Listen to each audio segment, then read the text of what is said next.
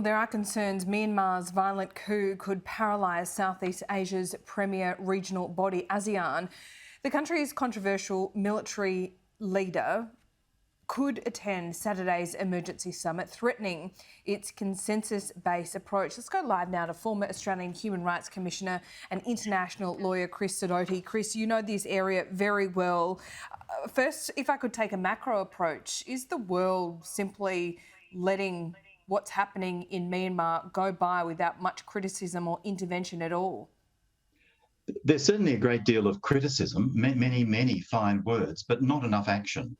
There are steps that can be taken, and unfortunately, with some rare examples of exception, those steps have not been taken to date. And that includes the Australian government. Yes, indeed. There seems like a real reluctance to intervene in Myanmar. What is Australia's role there? Australia has been very critical. It's joined in the international expressions of condemnation, but the steps that it's taken really have been minimal. We've suspended a military cooperation program, a very small program, but one that symbolically has been supportive of the military. That has been suspended, it hasn't been cancelled. We've also ensured that Australian aid is now going outside governmental channels, and that too is appropriate. But these really are the barest minimum steps that Australia should be taking. It should be joining with a small number of other countries, most notably this week the European Union, in placing sanctions on the major military businesses in Myanmar, as well as with the top military leaders. Australia, at the time of the Rohingya crisis in 2017, 2018, imposed sanctions on a number of military leaders, but not the top two. And yet these top two are the ones that are really calling the tune so far as the coup is concerned. Australia has limited power, but together with international communities, we can do so much more. But why should Australia be invested in Myanmar? Because it's a relatively close neighbour, and importantly, it's one of the members of ASEAN, the closest regional grouping of nations that Australia has. We have a very good relationship with many ASEAN states, and if things go wrong inside ASEAN, the Association of Southeast Asian Nations, that will cause problems for Australia.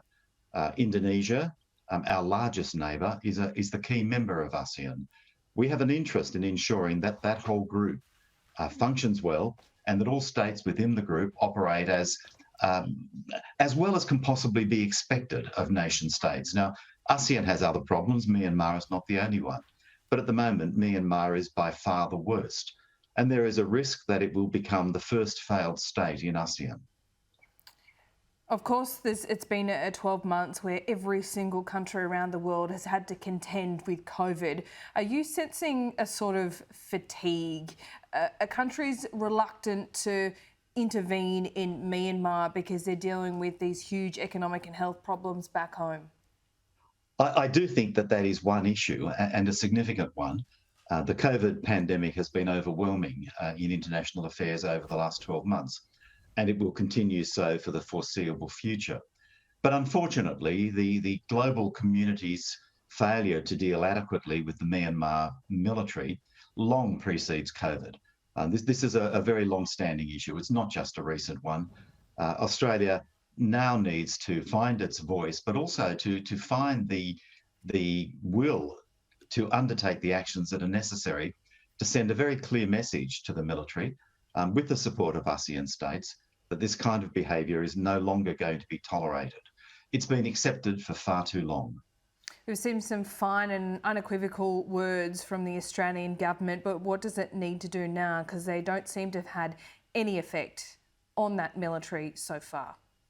Well, it needs to stand with like-minded states in taking action of an economic kind. That means extending the sanctions to the top military leaders, but even more importantly, imposing sanctions on the military's major businesses. The military in Myanmar funds itself through business activities. That fosters corruption on the one hand, and secondly, human rights violations because it provides off-budget resources for the military to undertake its operations. I was a member of the United Nations fact-finding mission on Myanmar in 2017 to 2019. And during that period, we recommended consistently an economic boycott, economic sanctioning of the military's businesses in Myanmar. And no one listened. At last, 2 to 3 years later, we're starting to see that our recommendations are being accepted. The United States, the United Kingdom, and this week the European Union have acted on those recommendations. It's long past time for Australia to do the same. But Australia has not. Which country has the most leverage in Myanmar? That's difficult to say because the generals historically have thumbed their nose at everybody. Certainly, China has significant leverage. China is a next-door neighbour, quite literally. There's a very long common border. The EU and the United States are important trading partners and security partners. ASEAN perhaps is the most important grouping of states. Myanmar is a member of ASEAN.